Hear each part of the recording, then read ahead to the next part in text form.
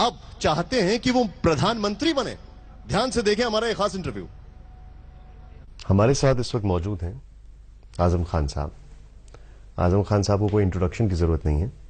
चुनाव का माहौल है, कई बयान इनके आते हैं। हम रामपुर में आज सुबह से मौजूद हैं। जो रामपुर में हमने देखा, उसके बाद एक शिकायत भी है इनसे और कुछ सवाल भी हैं।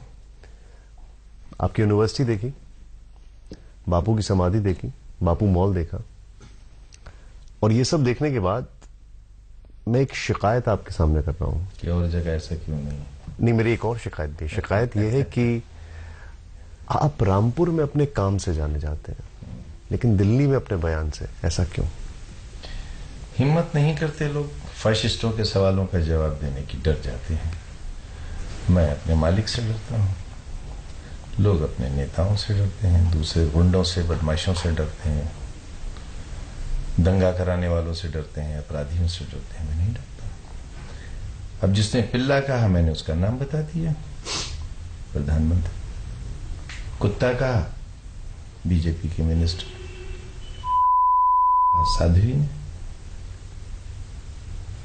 साक्षी महाराज, कोई सल्तनत नहीं मगर महाराज, कोई फौज नहीं मगर महाराज। तो क्या मैंने गलत कहा कि शिष्या का बलात्कारी है? शर्म आना चाहिए बीजेपी को, ऐसे शख्स को टिकट देकर पार्लियामेंट में भेजा है। सम्मान बढ़ा बीजेपी का। मैं क्या गलत कह दिया मैंने? जो बातें गलत आपको पता चली हैं, मुझसे पूछ लीजिए, मैं उसकी भी सफाई दे दूंगा आपको। मिसाल के तौर पे आपने रावण कहा, उसके पीछे क्या वजह थी? किसको कहा? आपने कहा दिल्ली में रावण है, वो आपका किसके कहने का तात्पर्य था? ये तो मोदी जी ने क्यों अपने आप को समझा? ये अमित शाह ने क्यों सफाई दी कि वो रावण नहीं है? रावण तो महापंडित था। मोदी जी तो अभी डिग्रियां भी साबित नहीं कर पाए अपनी। ये क्या बुरी बात है? इसमें क्या मैंने आक्षेप लगा दिया? वैसे आपका एक चौथाई हिंदुस्तान रावण को पूजता है, रावण को जलाता नहीं है।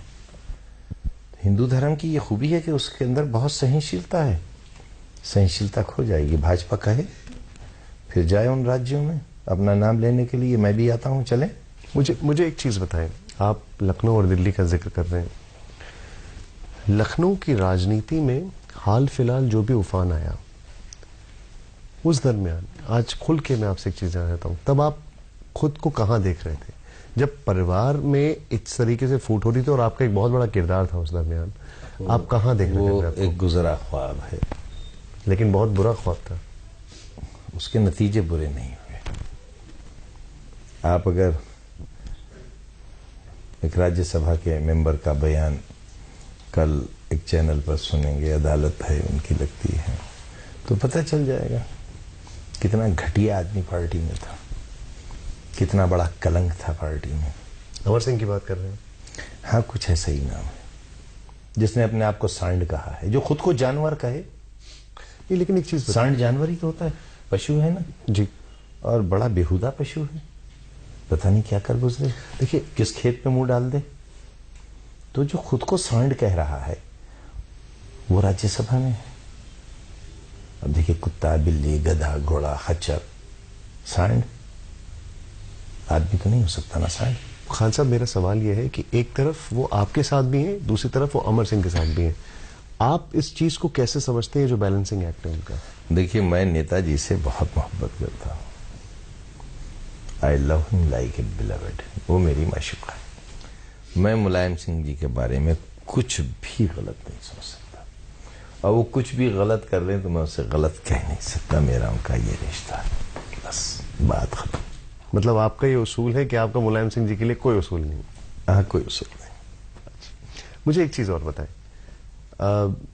क्योंकि ये कुछ ऐसे सवाल हैं कि अगर आपसे जवाब मिलेगा तो शायद क्लैरिटी बहुत अच्छे से हो जाएगी। शिवपाल जी ने कहा कि वो 11 मार्च के बाद अलग पार्टी बनाएंगे। क्या इस चीज का आप सब लोगों के मन में कोई खौफ या कोई आपको भी लगता है कि ये कहीं हो ना जाए, जिस तरीके से वो नाराज बैठे हैं? देखिए, हम सबके बड़े नेताजी हैं।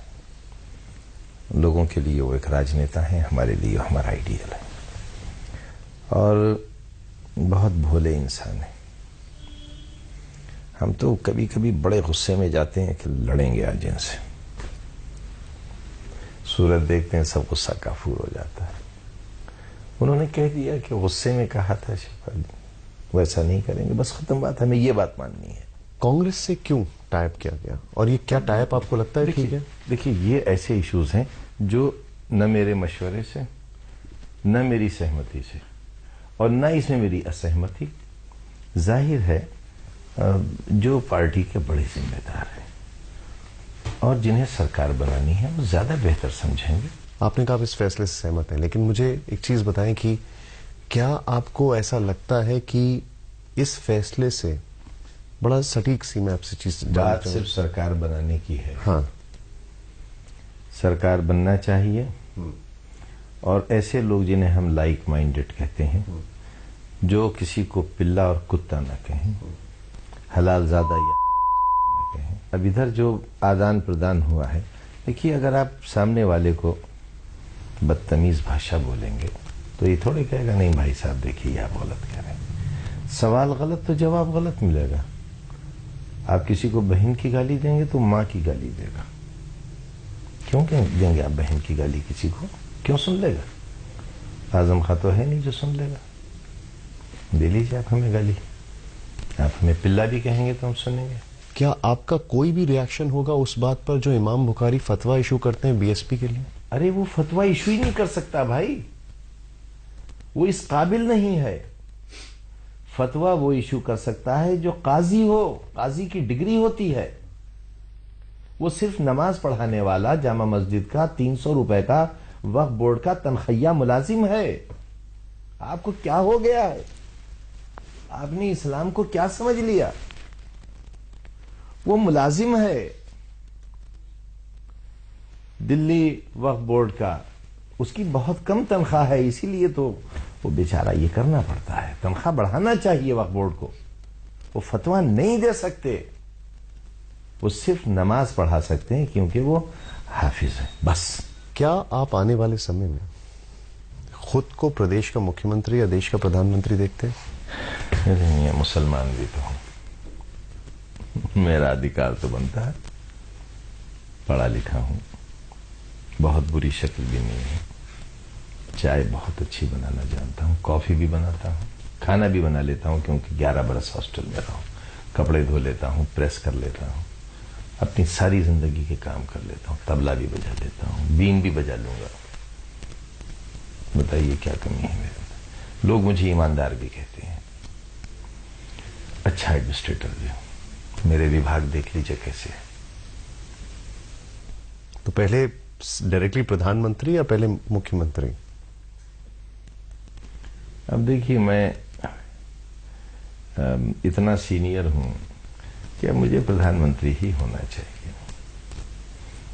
मगर मैं क्या करूं? फिर कह रहा हूं मैं मुसलमान भी तो हूं, समाज मुझे नहीं तो बर्दाश्त करेगा। लेकिन